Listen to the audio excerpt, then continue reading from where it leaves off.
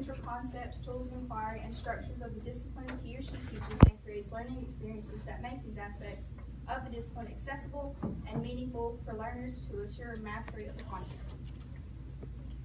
What does that mean for me as a teacher? You are to understand each style of learning so that you can accommodate for each student's needs.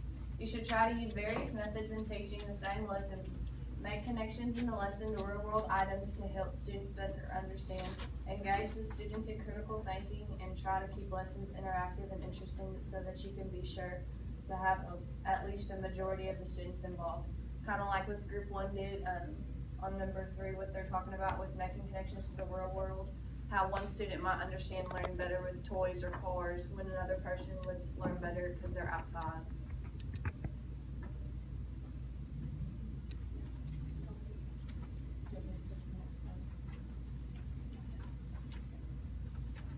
Alright, so we have different types of learning styles here, and like they addressed before, we have kinesthetic, auditory, and visual.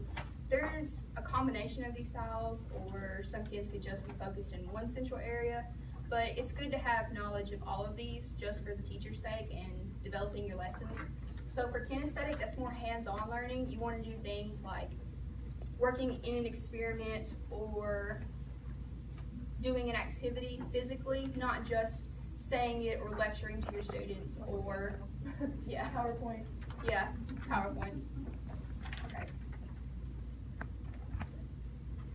Like she said, the auditory learning, I mean, that's basically what we're doing right now is just telling you what we see on the slide and you can hear it, not just read it up there, but we're also telling you and explaining it in more detail than just the words on the screen, which some people learn better than that.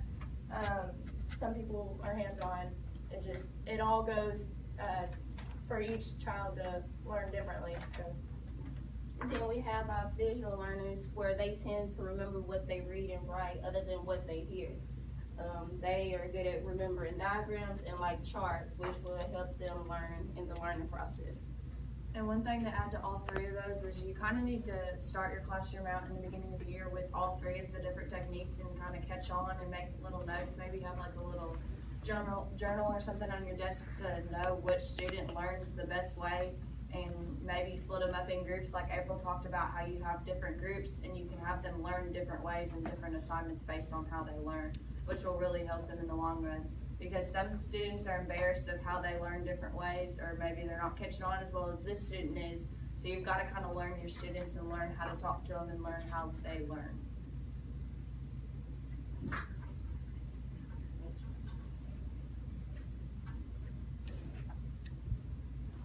Alright, so we have a mini lesson to show you guys, just to give you an idea of how you can represent a lesson visually. You can teach it out loud, or you can teach it hands-on. And I know you guys all know what this is. It's a Hershey bar, so this is a good way to teach fractions. Alright, so we're going to solve the following things, and I'd like all of you to participate. Alright, can all of you see all of the pieces on this? Okay, there are many sections of this Hershey bar, and we're going to go over different ways you can address this with your students. So the first question, it says, what is 1/2 plus 1/2? So if we take this Hershey bar and we were to break it, hopefully evenly, in half, we would have 2 halves. If you put both of these together, what do you guys get? A whole. Very good. Alright, and then you get to question number 2, which is what is 1/4 plus 1/4? Well, you already have these halves, but if you go ahead and you break them into more halves, you see we get 4 equal pieces. So if you add 2 of these fourths together, what do you get out of the entire bar? Half. Very good. Okay. Now this is a little bit tricky because some of us still don't know what numerator and denominator mean, but does anyone know what denominator means? It's the bottom. Very good. Alright, so what would the denominator be if we broke the bar into every single box it has? So let's think about this. In 1/4 of this bar, there are 1, 2, 3, 4 boxes. So if we times that by 4, how many boxes total are there? 16. Very good. So that would be our denominator. Alright, and then how much of the bar do we get when we add 1/4 of the bar plus 1/2 of the bar. So we know that 1/2 of the bar is 2/4 put together. But if we add another fourth to that, out of fourths, what do you think that would be? 3/4. There, very good. And that's a way you can teach a mini lessons.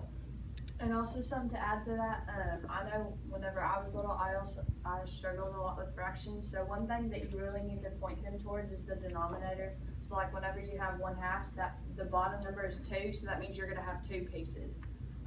On the 1/4, there's 4. The bottom number is 4, so you're gonna have 4 pieces. Just kind of little hints and tricks everywhere you go to just kind of, like I said, throw to different learning styles and how students learn, and it's just an easier way for them. That's how I learned it. Fractions, it was a whole lot easier for me.